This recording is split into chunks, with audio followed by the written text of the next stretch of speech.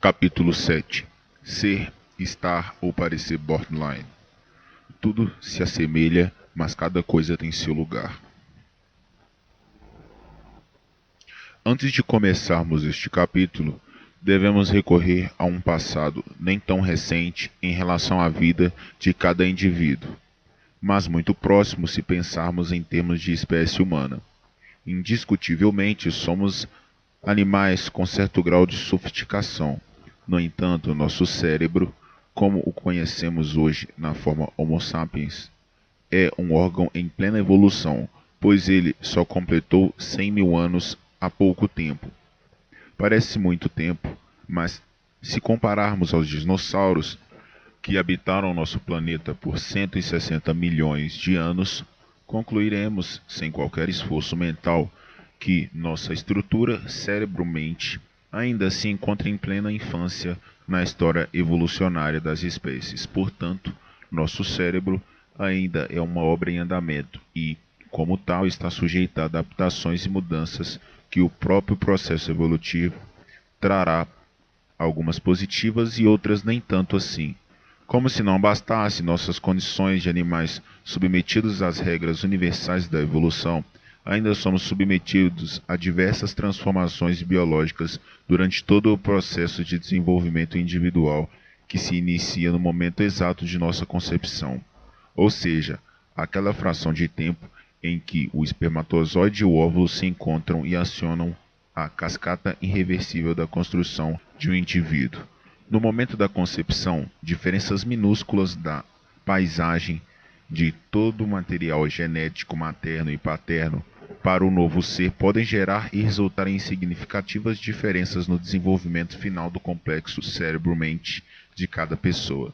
Durante o crescimento do feto dentro do útero materno, milhares de alterações biológicas podem ocorrer, devido a mudanças hormonais, alimentação, viroses, uso de drogas, tabagismos, situações de estresse agudas ou prolongadas, etc.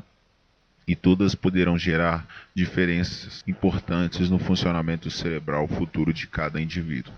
Além dessa barreira, nosso cérebro passa por mais dois grandes desafios em fase bem precoce. Número 1. Antes do nascimento, em média, 1 a 2 meses, o cérebro do feto passa por um complexo processo de migração neural, isto é, milhões de neurônios são realocados para fortalecerem áreas nobres que serão mais exigidas na fase pós-útero. Número 2. Logo após o nascimento, inicia-se um processo de lapidação neuronal, reduzindo o número de células cerebrais. Não sabemos a razão exata dessas mudanças, mas o fato é que elas ocorrem e nos expõem a toda a complexidade do desenvolvimento cerebral até os primeiros meses de vida de um bebê. Os desafios cerebrais não terminam após os primeiros meses do nascimento. A realidade, a saga está apenas começando e pode ser escrita e reescrita inúmeras vezes durante toda a vida. Uma das mais valiosas verdades da história de cada um de nós é que a biologia cerebral, incluem-se aqui a bioquímica e a plasticidade, não é plenamente determinada no nascimento. Ela se desenvolve também em resposta ao ambiente que se encontrará ao redor. Isto significa que experiências vitais, positivas ou dolorosas, deixam suas marcas não somente em nossas almas, mas em nossa função cerebral. Por tudo que foi visto até aqui, é possível afirmar que, seja por motivos inatos, evolução da espécie, transmissão genética, processos cerebrais de ajustes intrauterino e na fase do recém-nascido, seja pelos inevitáveis desgastes e traumas da vida, todos podemos ter nossas fraquezas ou disfunções mentais. A neuropsiquiatria, apoiada nos avanços da neurociência, está descobrindo que a grande parte do que julgávamos dever-se a má educação ou a traumas infantis, na verdade, sofre uma profunda influência na genética, da estrutura e da neuroquímica de nossos cérebros. Há quase um século, Sigmund Freud afirmou: toda pessoa só é normal na média. Seu ego aproxima-se do psicótico em uma ou outra parte, em maior ou menor extensão. Hoje, a neurociência prova que Freud estava certo, provavelmente inexistente. A pessoa normal, no sentido de ter um cérebro perfeito, em que cada região a função se harmonizem de forma igualitária. Esse cérebro perfeito talvez seja uma impossibilidade lógica. Uma pessoa genial ou muito talentosa em determinada área de conhecimento ou habilidades se desenvolve como resultado de déficits ou fraquezas em outra. Um gênio em matemática ou física em geral apresenta poucas aptidões linguísticas ou habilidades sociais. De certa forma, pagamos pelo nosso talento tanto cognitivo quanto emocional, com perdas relativas em funções mentais. É o velho ditado popular: não se pode ter tudo na vida, e isso não é necessariamente ruim, se soubermos tirar o máximo de benefícios de nossos talentos e, ao mesmo tempo, administrar nossas limitações e seus efeitos desfavoráveis. Transtornos sérios e suas formas mais brandas ou atitudes pontuais. Frente à complexidade da formação e do desenvolvimento cerebral, fica evidente o quão difícil é o estabelecimento de um diagnóstico psiquiátrico. Em todas as suas nuances, muitas pessoas leigas costumam consultar tabelas de sintomas ou realizar testes empíricos em busca de respostas para suas angústias e seus desconfortos vitais, incorrendo em erros. Quando nos deparamos com transtornos sérios e graves, nos quais os sintomas são mais perceptíveis em intensidade, em quantidade, a situação fica mais simples em termos de diagnósticos, pois os critérios estabelecidos pelo DSM e VTR ou pela CID-10 são plenamente preenchidos. Desta maneira, o diagnóstico é estabelecido de forma equivocada. Isso vale para todas as alterações do comportamento humano, uma vez que a diferença entre o diagnóstico clássico é frequentemente disfuncional. Ocorre de forma quantitativa e não qualitativa, como a maioria de nós poderia supor. Trocando em miúdos, poderíamos afirmar que a maioria das pessoas apresenta algumas características de transtornos mentais bem estabelecidos, mas não em quantidade e intensidade para receberem um diagnóstico preciso. Em relação ao transtorno de personalidade borderline, muitas dúvidas podem ocorrer quando observamos os diversos sintomas afetivos, comportamentais e mesmo cognitivos que essas pessoas costumam apresentar. Ao ler o capítulo 2, onde uma visão mais detalhada desses sintomas é apresentada, muitos podem se sentir confusos e se fazer as seguintes perguntas: será que meu ciúme exacerbado me faz border? Será que aquele amigo sempre tão instável é dado às explosões de raivas repentinas é borderline?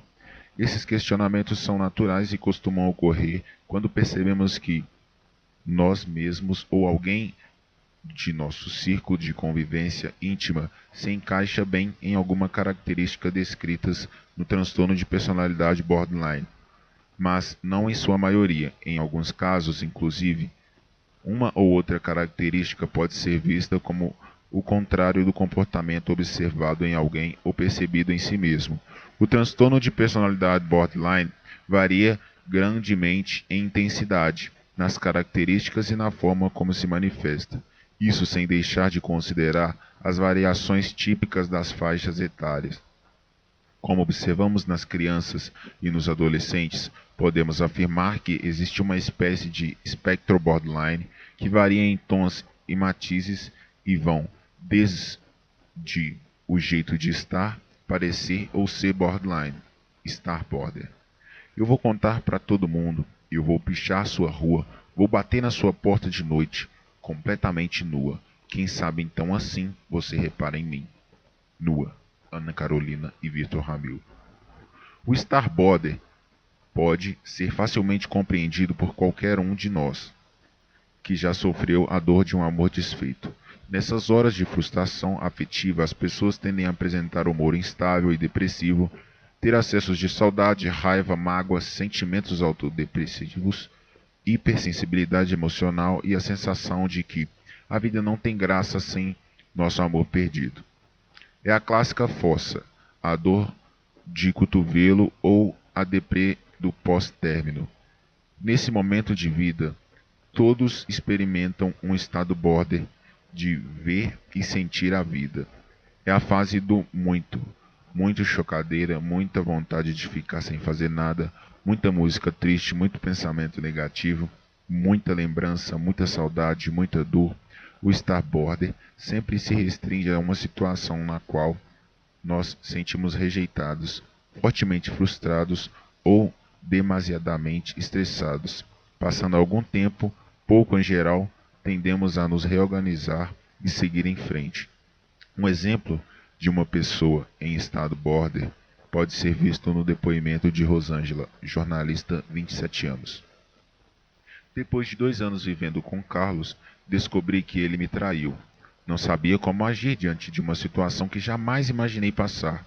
Considerava nossa relação estável. Tantas vezes trocamos afetos verdadeiros e juras de amor eterno. Chorei, gritei, expulsei ele de casa. Acabou.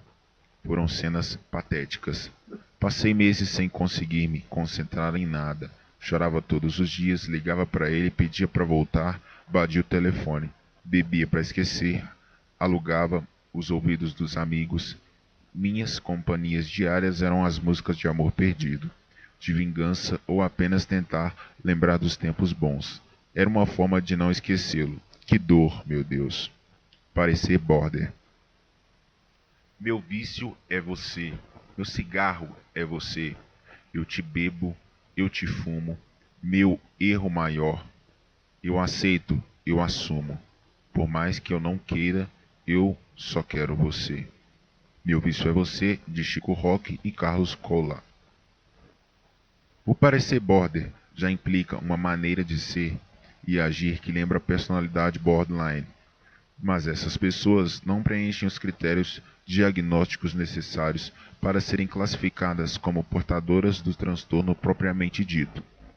Elas apresentam, inequivocadamente, alguns sintomas característicos do transtorno ou ainda vários deles.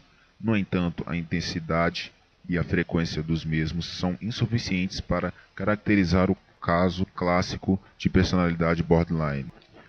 Em situações como essa, costumamos usar o conceito de traço. Mas o que é um traço? Quando olhamos um desenho tracejado com suas linhas descontínuas e formas incompletas, conseguimos entrever sua totalidade, podemos saber o que está desenhado, embora vejamos claramente que o desenho não está completo. O que vemos são traços, mas já há uma forma ali. De maneira análoga, quando colhemos informações de um paciente, tentamos estabelecer um diagnóstico, seguindo a direção para a qual estas nos guiam. Em determinadas situações, conseguimos estabelecê-lo de forma precisa, porém, na maioria das vezes, esse processo é mais complexo e não conseguimos o diagnóstico de forma definitiva. Assim, os traços formam o esboço de algo, mas não suficientes para se fazer a arte final. Porém, não podemos esquecer que o esboço não é uma figura amorfa. Ele sempre diz algo ou aponta para algo.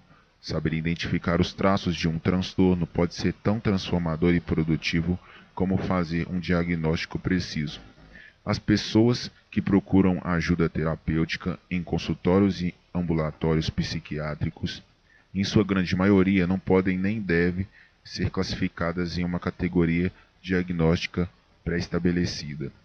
Mas, certamente, todas precisam e buscam ajuda para os seus desconfortos. O fato de alguém apresentar traços do transtorno borderline não significa que não precise de atenção, orientação e até mesmo de tratamento. O que determina a necessidade de tratamento em um indivíduo com traços borders não é o fato dele ter ou não ter um transtorno psíquico, e sim o fato de ele apresentar níveis significativos de desconforto vital que permeiam e limitam sua vida e a das pessoas. com as quais ele mantém uma convivência mais próxima. Para se ter uma ideia de como duas características border podem ser suficientes para ocasionar muitos problemas cotidianos, cito a dificuldade de se manter relações interpessoais estáveis e a forte tendência a se estabelecer dependência afetiva, que em geral está presente em pessoas com traços border. Apenas esses dois sintomas não configuram um transtorno em si, mas pela minha experiência clínica e observação empírica dos profissionais que trabalham comigo, mais da metade das consultas psicológicas está relacionada a problemas de dependência afetiva.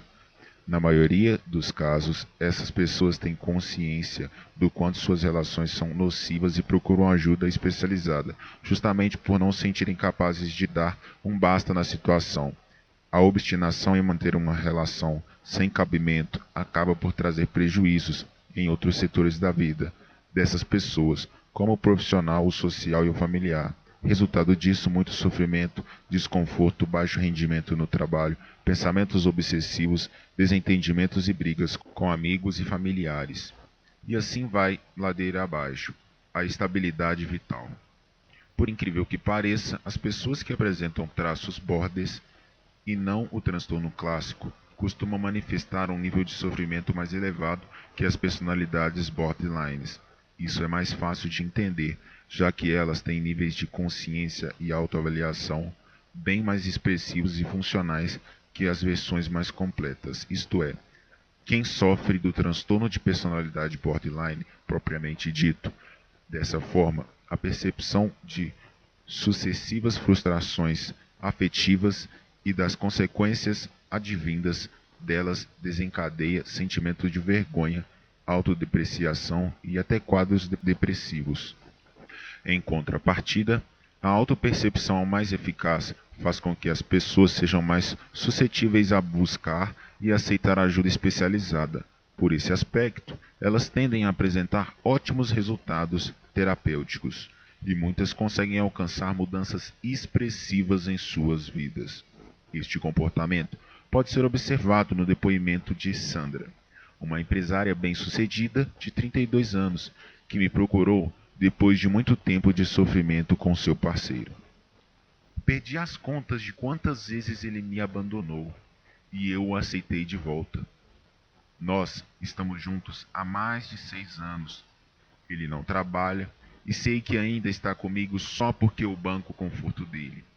Realmente, ele tem tudo o que quer: roupas, relógios, carro, moto, tudo. Nos 2 primeiros anos era um mar de rosas. Mas depois percebi que ele foi se afastando, namorando outras mulheres, me envergonhando na frente de outras pessoas. Já me humilhei demais, não sei o que fazer. Minha autoestima está de pé. Sou ciumenta, reconheço, nossas brigas são intermináveis e mesmo sabendo que ele não me ama, ainda prefiro viver assim do que ficar longe dele. Isso não pode ser normal. Como lhe livrar desse vício, doutora? Ser border. Sobre essa questão, não há muito o que descrever aqui, pois ser border é o mesmo que ter transtorno de personalidade borderline, já detalhadamente apresentado e exemplificado no capítulo 2. Um pouco mais sobre o traço border, o lado quente do ser. Eu já quis ser bailarina. São coisas que não esqueço e continuo ainda a sê-la. Minha vida me alucina. É como um filme que faço, mas faço melhor ainda do que as estrelas. O lado quente do ser, de Marina Lima e Antônio Cícero. Como descrito no início deste capítulo, ter um cérebro perfeito cujas áreas e funcionamentos sejam homogêneos, nem sempre nenhuma falha é uma impossibilidade científica. De certa forma, essa realidade de normalidade, de ser imperfeito, faz com que cada cérebro apresente seus déficits e também seus superávites. É comum e até previsível nos depararmos com pessoas que, por não apresentarem nenhuma forma desenvolvida ou explicitamente manifesta de algum transtorno mental apresentem traços de um outro transtorno. No que tange à personalidade borderline, traços leves ou até moderados poderiam de alguma maneira dotar o indivíduo de certas habilidades singulares, como a hipersensibilidade artística expressa em cantos, letras, melodias, pinturas, poesias, escritas ficcionais, interpretações de personagens diversos, oratórias contagiantes e entusiasmadas, retóricas desafiantes. É absolutamente compreensível a facilidade artística dessas pessoas. Elas possuem uma verdadeira ebulição emocional, repleta de sentimentos e sensações, e, ao mesmo tempo, apresentam uma autoimagem e uma identidade muito frágeis e inconstantes. Uma matemática simples pode resumir essa situação: emoções diversas e intensas, mas identidade flutuante e, por vezes, inexistente.